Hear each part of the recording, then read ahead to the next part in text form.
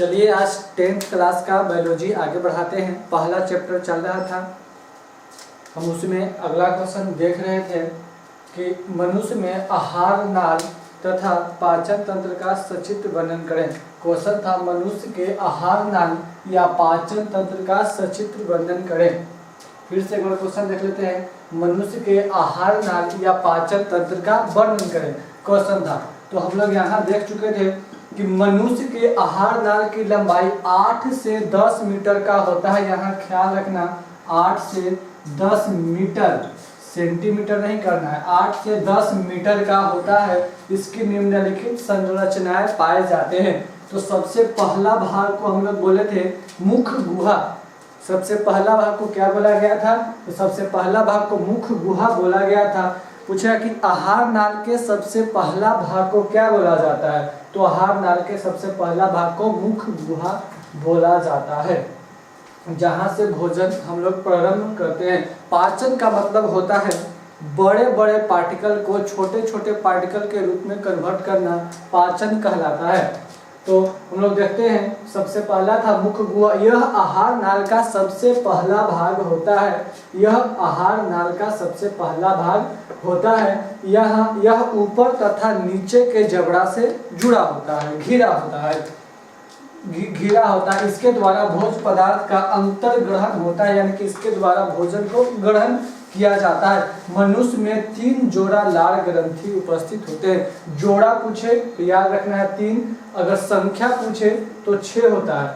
अब पूछेगा कि बताओ जो लार ग्रंथि होता है उसमें क्या पाया जाता है? तो लार ग्रंथि में एमाइलेज नामक एंजाइम पाया जाता है। लार ग्रंथि में क्या पाया जाता है? तो याद रखना है कि लार ग्रंथि होता है उसमें एमाइलेज नामक एंजाइम पाया जाता है। आपसे ऑब्जेक्टिव में पूछ सकता है कि लार ग्रंथि में कौन एंजाइम पाया जाता है? तो लार ग्रंथि में एमाइलेज नामक एंजाइम पाया जाता है। अब एंजाइम के काम क्या होता है? भोजन को पचाना। तो सबसे पहला लार ग्रंथि 3 जोड़े होते हैं जिसमें एमाइलेज नामक एंजाइम पाए जाते हैं। चलिए आगे देखते हैं। मुख में हम लोग दांत देख चुके थे। मानव के शरीर में कितने दांत होते हैं? तो 32 दांत होते हैं। 32 मतलब 16 ऊपर और 16 नीचे। दांत 4 प्रकार के होते हैं।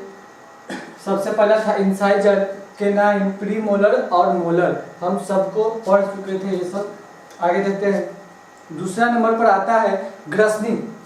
दूसरा नंबर पर आता है ग्रसनी। मुख गुहा के बाद वाले भाग को क्या बोला जाता है? ग्रसनी। मुख गुहा के बाद वाले भाग को क्या बोला जाता है? ग्रसनी। मुख गुहा से भोजन निगल द्वार के द्वारा, एक होता है श्वास द्वार, दूसरा होता है निगल द्वार। पहला एक होता है सांस द्वार और दूसरा होता है निगल द्वार। यानी कि मुख गुहा से भोजन निगल द्वार के द्वारा ग्रसनी में पहुंचता है। हम आपको बढ़िया से फिगर से दिखाएंगे, अभी आप ऐसे ही देख लीजिए।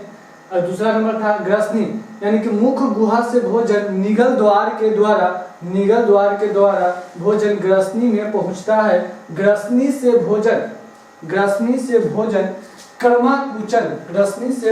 कर्माकुचन प्रक्रिया द्वारा कहाँ पहुंचेगा? तो अमाशय से पहुंचेगा। क्वेश्चन पूछेगा आपसे कि ग्रसनी से भोजन अमाशय में किस प्रक्रिया के द्वारा पहुंचता है? तो किस प्रक्रिया के द्वारा पहुंचेगा? कर्माकुचन प्रक्रिया के द्वारा पहुंचता है।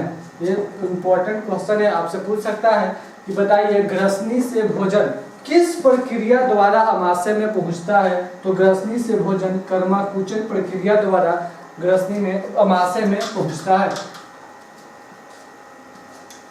चलिए इसके आगे होता है अमाशय। अमाशय तक पहुंच गया, आगे होता है अमाशय। इसको हम लोग बोलते हैं अमाशय।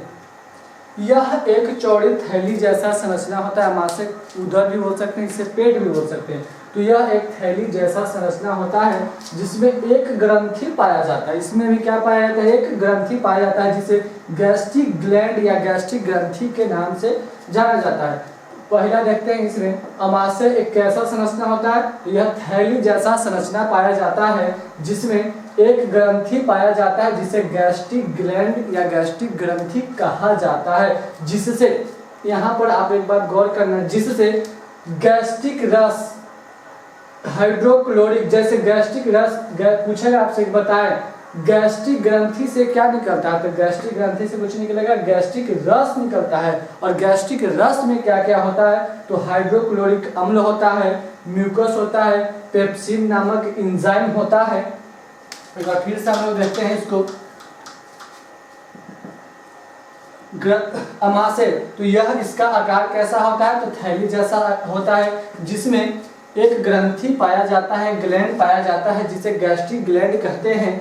जिसमें पूछा कि बताओ गैस्ट्रिक ग्रंथि से या गैस्ट्रिक ग्लैंड से कौन रस निकलता है, तो गैस्ट्रिक रस निकलता है। गैस्ट्रिक रस में क्या क्या पाया जाता है, तो हाइड्रोक्लोरिक अम्ल पाया जाता है, म्यूकस पाया जाता है, पेप्सिन नामक एंजाइम पाया जाता है। अब पूछेगा ये जब निकलता है तो इसका कुछ काम ही तो होता होगा, तो हाइड्रोक्लोरिक अम्ल आप जानते हैं कि यह बहुत अच्छा अम्ल होता है, यानी कि अगर आपको किसी भी चीज़ को गलाना है तो आप इसको यूज कर सकते हैं। तो बताइए अगर यह हाइड्रोक्लोरिक अम्ल अगर पेट में रहेगा तो पेट को भी तो गला सकता है। तो सबसे पहले हम लोग देखते हैं कि हाइड्रोक्लोरिक अम्ल के काम कुछ ही होता है। जो हम लोग अगर भोजन करते हैं, जब हम लोग भोजन ग्रहण करते हैं तो उसके साथ भोजन के साथ सड़ा गला चीज भी अंदर जाता है, बैक्टीरिया भी जाता है, जीवाणु भी जाता है, तो उसको मारने का काम कौन करेगा, HCl करता है।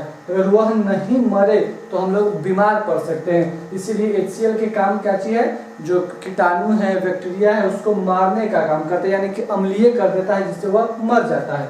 अब दूसरा देखते हैं, पहले देख लेते हैं कि म्यूकस क्यों निकलता है। तो अगर हमारे पेट में HCl निकले और म्यूकस ना निकले तो पेट अमाशय जो होता है वह खराब हो सकता है। तो जो अमाशय को सुरक्षा प्रदान HCl से कौन देता है, तो म्यूकस देता है।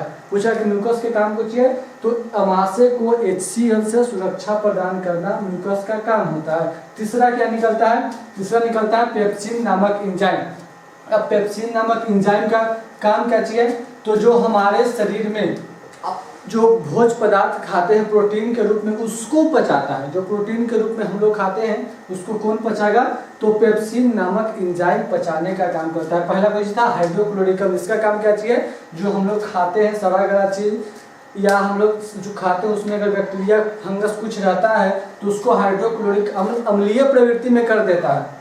अब बताओ अगर पेट में हाइड्रोक्लोरिक अम्ल रहे और म्यूकस ना रहे तो हाइड्रोक्लोरिक अम्ल के कारण अमाशय खराब हो जाएगा, अमाशय का दीवार खराब हो जाएगा। तो म्यूकस का काम क्या चाहिए, हाइड्रोक्लोरिक अम्ल से अमाशय को सुरक्षा प्रदान करना। तीसरा चीज क्या निकलता है, पेप्सिन नामक एंजाइम का काम क्या होता है कि अगर आप भोज्य पदार्थ के रूप में कुछ खाए, अगर उसमें प्रोटीन है तो उसको पचाने का काम करता है। यहाँ पर एक और जो थोड़ा सा जोड़ लेते हैं, पूछेगा कि बताओ दूध में जो प्रोटीन होता है उसको क्या चीज बोलते हैं, उसे केसीन प्रोटीन बोला जाता है। दूध के प्रोटीन को क्या बोलते हैं, केसीन प्रोटीन बोला जाता है। तो बताओ इसको कौन पचाएगा, दूध वाले प्रोटीन को रेनिन नामक एंजाइम पचाता है। जो दूध में जो प्रोटीन यानी कि जो केसीन प्रोटीन होता है उसको कौन पचाने का काम करता है, तो रेनिन पचाने का काम करता है, रेनिन नामक एंजाइम पचाने का काम करता है। आपसे क्वेश्चन पूछ सकता है कि बताओ बच्चे में यानी कि जो कोई छोटा बच्चा है उसमें पेप्सिन नामक एंजाइम ज्यादा होगा कि रेनिन नामक एंजाइम ज्यादा होगा, तो बच्चा दूध पीता है इसीलिए उसमें सबसे ज्यादा क्या होता है, रेनिन नामक एंजाइम पाया जाता है।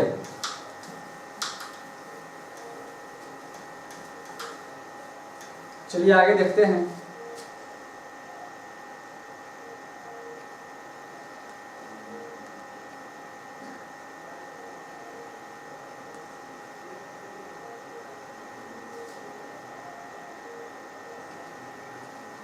आगे है छोटी आंत।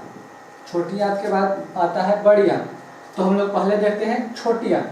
तो यह आहार नाल के सबसे लंबा भाग होता है। आपसे ऑब्जेक्टिव यही पूछ सकता है कि बताओ आहार नाल के सबसे लंबा भाग को क्या बोला जाता है, तो आहार नाल के सबसे लंबा भाग को क्या बोलेंगे, छोटी आंत बोला जाता है। इस छोटी आंत को कितने भागों में बांटा गया है, तो छोटी आंत को हम लोग 3 भागों में बांटते हैं। पहला को ग्रसनी ड्यूडेनम, दूसरा को जेजुनम और तीसरा को इलियम कहा जाता है। पहला को क्या बोलेंगे, ग्रसनी नहीं ग्रहणी, दूसरा को बोलेंगे जेजुनम, तीसरा को बोलेंगे इलियम। यानी कि पूछा कि छोटी आंत को, सबसे पहला ऑब्जेक्टिव आपसे यही पूछ सकता है कि बताओ आहार नाल के सबसे बड़े भाग को क्या बोलते हैं। तो आहार नाल के सबसे लंबा भाग को छोटी आंत बोला जाता है। छोटी आंत को कितने भागों में बांटा गया? तो छोटी आंत को 3 भागों में बांटा है। पहला ग्रहणी, दूसरा जजूनम, तीसरा इलियम। आपसे पूछे कि बताओ पाचन के क्रिया कहाँ समाप्त होता है। आपसे पूछ सकता है कि बताओ पाचन के क्रिया कहाँ समाप्त होता है। तो पाचन के क्रिया आपको छोटी आंत में समाप्त होता है। तो छोटी आंत में तो 3 भाग है, तो छोटी आंत के कौन भाग में पाचन की क्रिया समाप्त होता है? तो छोटी आंत के इलियम वाले भाग में पाचन की क्रिया पूर्ण रूप से समाप्त होता है। अगर आपके ऑप्शन में रहे कि छोटी आंत, बड़ी आंत और 2 रहे तो आपको छोटी आंत मानना है, लेकिन अगर ये तीनों ऑप्शन में रहे तो आपको कौन मानना होगा? इलियम को मानना होगा। यानी कि पूर्ण रूप से पाचन कहाँ समाप्त होता है? तो छोटी आंत के इलियम में समाप्त होता है। अब छोटी आंत में 2 चीज आता है। पहला यकृत, पूछेगा कि यकृत से कौन रस निकलता है। तो यकृत से पीत रस निकलता है जो कहाँ जाकर जमा होता है। पहला क्वेश्चन यहाँ पर ध्यान रखें, पहला ऑब्जेक्टिव कि यकृत से कौन रस निकलता है। तो यकृत से पीत रस निकलता है। पीत रस कहाँ जाकर जमा होता है? तो पीत रस पित्ताशय में जमा होता है। पीत रस कहाँ जाकर जमा होगा? पित्ताशय में जमा होगा। और दूसरा यहाँ देखते हैं अग्नाशय। अग्नाशय से कौन रस निकलेगा? तो अग्नाशय रस निकलता है। अग्नाशय से कौन रस निकलता है? अग्नाशय से अग्नाशयी रस, लास्ट में खाली ये लगाना है, अग्नाशयी रस निकलता है। और यह दोनों रस आपस में मिलकर कौन भाग में मिलेगा? यह दोनों रस कहाँ जाकर मिलता है? तो यह पहला यानी कि ग्रहणी भाग यानी कि डेडूनम वाले भाग में जाकर मिलता है। आपसे क्वेश्चन पूछ सकता है कि बताओ यकृत और अग्नाशय आपस में, यकृत से निकलने वाले पित्ताशय रस और अग्नाशय से निकलने वाले अग्नाशयी रस कहाँ जाकर मिलता है? तो वह जाकर आपको कहाँ मिलेगा? ग्रसनी में मिलता है, ग्रहणी में मिलता है, यानी कि डेडूनम में मिलता है। डेडूनम के बाद आपको आ जाता है दूसरा नंबर जजूनम। जजूनम के बाद आ जाएगा आपको इलियम। आगे देखते हैं, एक थोड़ा वीडियो देख लेते हैं।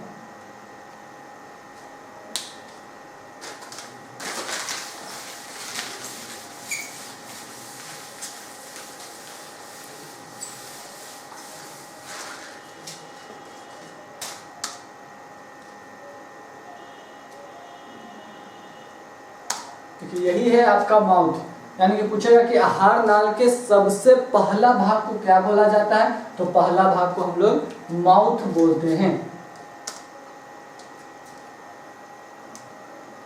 माउथ के बाद भोजन निगल यहाँ से आता है और यहाँ पर 2 द्वार होता है। एक होता है श्वास वाला और एक होता है निगल द्वार।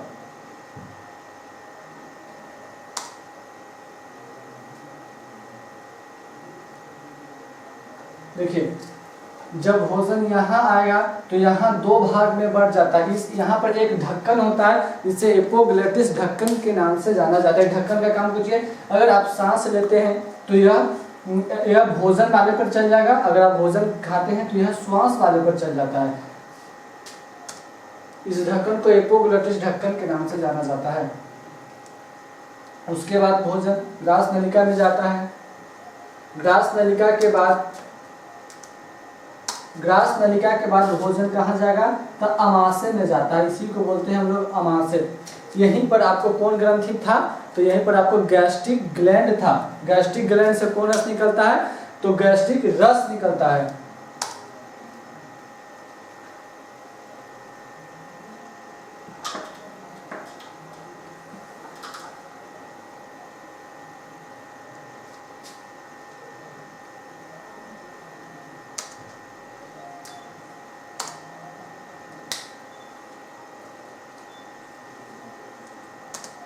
देखिए यहाँ से एक है लीवर और एक है पित्ताशय। यहाँ से लीवर से जो वाहिनिकाएं निकला है और यहाँ से जो पित्ताशय से निकला है वह दोनों आपस में मिलकर कहाँ निकलेगा? तो ड्यूडेनम में मिलता है। दोनों कहाँ मिलता है? ड्यूडेनम में जाकर मिलता है।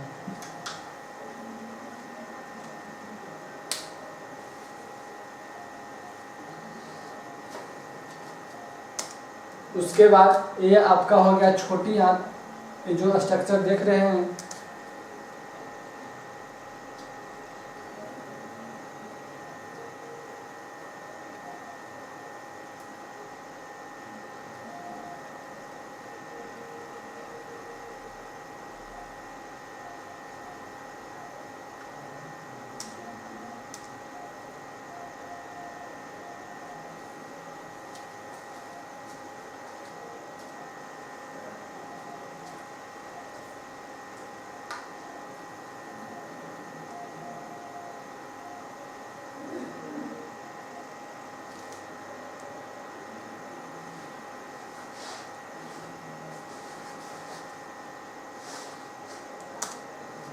इसे छोटी आंत बोला जाता है। ये जो आप देख रहे हैं इसको बोला जाता है छोटी आंत, और ये जो देख रहे हैं आप इसको बोला जाता है बड़ी आंत।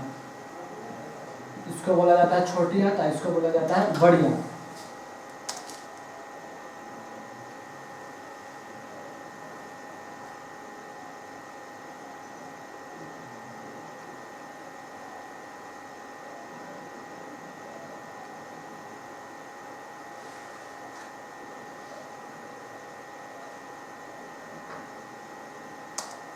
इसको बोला जाता है अमाशय, पेट या उदर भी बोल सकते हैं। इसमें पूछेगा कि अमाशय में कौन ग्लैंड होता है, तो अमाशय में गैस्ट्रिक ग्लैंड होता है। गैस्ट्रिक ग्लैंड से कौन रस निकलता है, तो गैस्ट्रिक रस निकलता है। गैस्ट्रिक रस में क्या चीज मिलता है, तो HCl मिलेगा, म्यूकस मिलेगा और पेप्सिन एंजाइम मिलता है।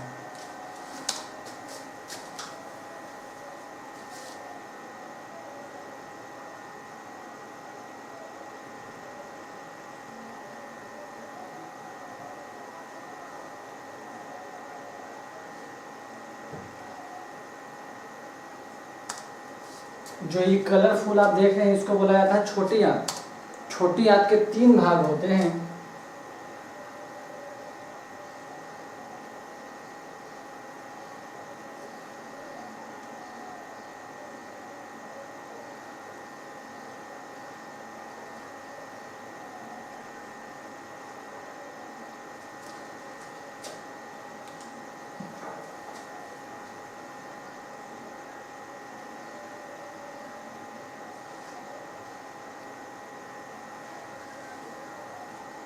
इसको बोला जाता है डेडूनम, यहाँ से यहाँ तक बोला जाता है डेडूनम।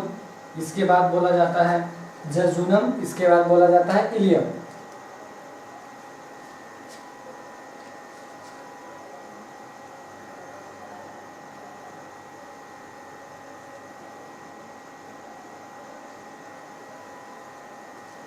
चलिए आगे देखते हैं बड़ी आंत। इस भाग में भोजन का पाचन नहीं होता है। आपसे पूछेगा कि मानव के शरीर में किस भाग में पाचन की क्रिया नहीं होता है, तो वह हो गया आपका बड़ी आंत। छोटी आंत तक पाचन की क्रिया होता है, बड़ी आंत में कोई पाचन की क्रिया नहीं होता है। इसीलिए यहाँ से 1 नंबर के ऑब्जेक्टिव पूछ सकता है कि मानव के शरीर में किस भाग में पाचन की क्रिया नहीं होता है, तो बड़ी आंत में पाचन की क्रिया नहीं होता है। इसका सिर्फ काम क्या होता है, जो बचा खुचा जल है उसको अवशोषित कर लिया जाता है। बचा हुआ जल को क्या करता है, अवशोषित करके अर्ध ठोस के रूप में शरीर से बाहर निकाल दिया जाता है। तो यह था आपका पाचन तंत्र, जो आज आपका समाप्त हो गया।